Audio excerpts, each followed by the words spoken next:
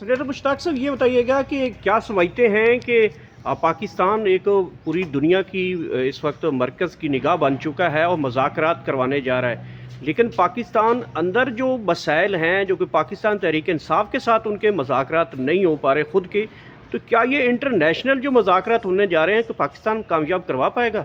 देखें, मुज़ाकरात जो इस वक्त हो रहे हैं वो तो ट्रंप के तकब्बुर को अपना हुर्मुज़ में ईरान ने डबो दिया है। अमेरिका की साम्राज्यियत को और इसराइल की दरिंदगी को और ताकत के गुरूर को अपना हुर्मुज़ में ईरानी मज़ाहिमत ने डबो दिया है, और वो अपनी शिकस्त से बचने के लिए, उसको कैमोफ्लेज करने के लिए मजबूर हो गए हैं कि वो मुज़ाकरात करें, वरना जो इनके मिलिट्री टारगेट्स थे वो तो बिल्कुल हासिल नहीं हो सके। ना रिजीम चेंज हो सका है, ना ईरान के अवाम उठ गए हैं, ना ईरान ने सरेंडर किया है। मुकम्मल तौर पर एक वाज़ेह शिकस्त अमेरिका और इसको हो चुके हैं, इसलिए वो मुज़ाकरात के ऊपर आमादा हुए हैं। अगर पाकिस्तान इस मुज़ाकरात को होस्ट कर रहे तो एक काबिल तहसीन है, अच्छी बात है, खुशी की बात है, पाकिस्तान की नेकनामी है। हम शाबाश देते हैं, खिराज तहसीन पेश करते हैं, पाकिस्तान की इस इज़्ज़त अफजाई पे बेइंतहा इत्मीनान और खुशी का इजहार करते हैं। लेकिन इसके साथ साथ हम ये कहते हैं कि इसी तरह प्रोएक्टिवली फ़लस्तीन के लिए भी रोल करना चाहिए। उसी तरह वहाँ पे ईद उल फितर से नाम आया, अगर उधर ईद नमाज नहीं हो सकी तो जेल अडियाला में इमरान खान को ईद नमाज भी नहीं पढ़ने दी गई। देखें, ये जो आप होस्ट कर रहे हैं अमेरिका के मुज़ाकरात अमेरिका के कहने के ऊपर, इससे आपकी जाली हैसियत कानूनी नहीं बन जाती। ये रिजीम जाली है, ये रिजीम गैर कानूनी है, ये रिजीम कब्ज़ागीरों की है। ये रिजीम किसी भी ऐसे सालिसी से या मुज़ाकरात से ये ना समझे कि ये अब असली बन गई है, कानूनी बन गई है, हकीकी बन गई है। ये कब्ज़ागीर हैं, ये जाली हैं और ये गैर हकीकी हैं, कौम के सरों के ऊपर मुसल्लत हैं। और इमरान खान के साथ जो ये लोग कर रहे हैं वो बदतरीन जुल्म है।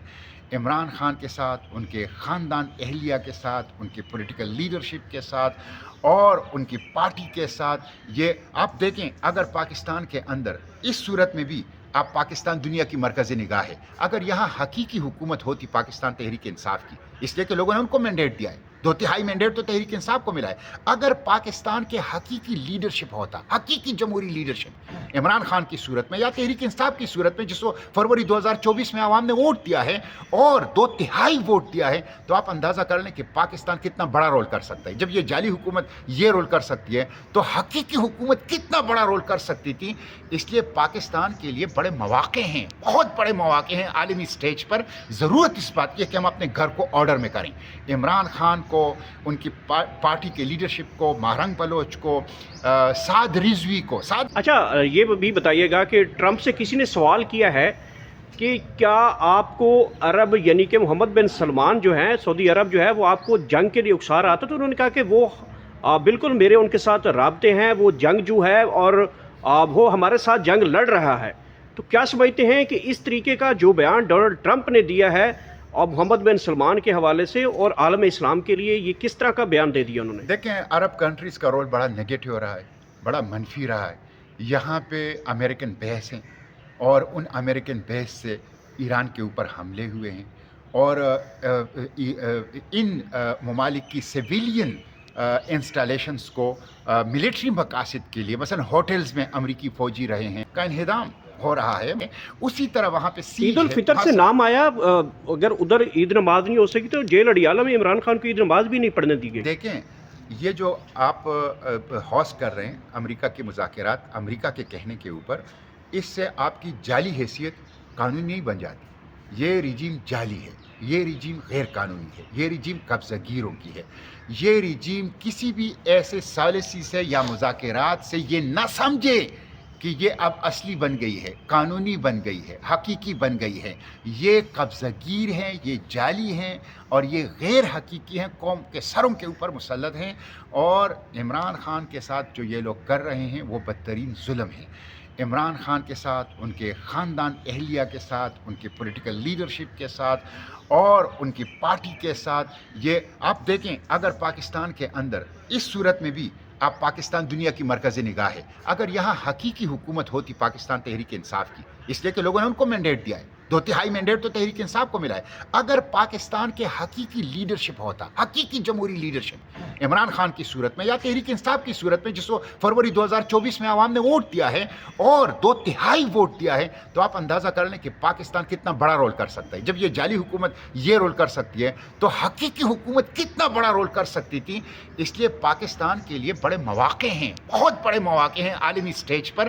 ضرورت اس بات کی ہے کہ ہم اپنے گھر کو آرڈر میں کریں. عمران خان کو, ان کی پارٹی کے لیڈرشپ کو, مہرنگ بلوچ کو, سعد رضوی اور تحریک لبیک کے ساتھ جو ظلم ہوا ہے, قتل عام ہوا ہے, پھر ان کو بھی غائب کر دیا گیا ہے.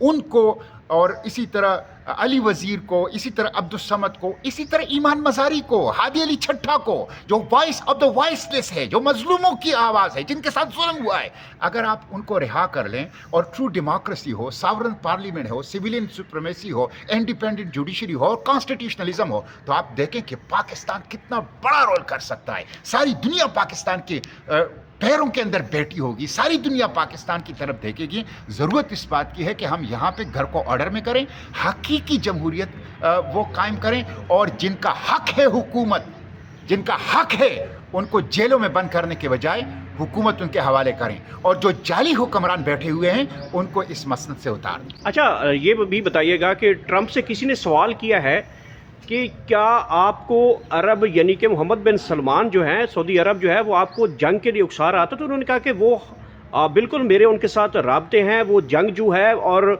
وہ ہمارے ساتھ جنگ لڑ رہا ہے. تو کیا سمجھتے ہیں کہ اس طریقے کا جو بیان ڈونلڈ ٹرمپ نے دیا ہے اور محمد بن سلمان کے حوالے سے اور عالم اسلام کے لیے, یہ کس طرح کا بیان دے دیا انہوں نے؟ دیکھیں, عرب کنٹریز کا رول بڑا نگیٹو رہا ہے, بڑا منفی رہا ہے.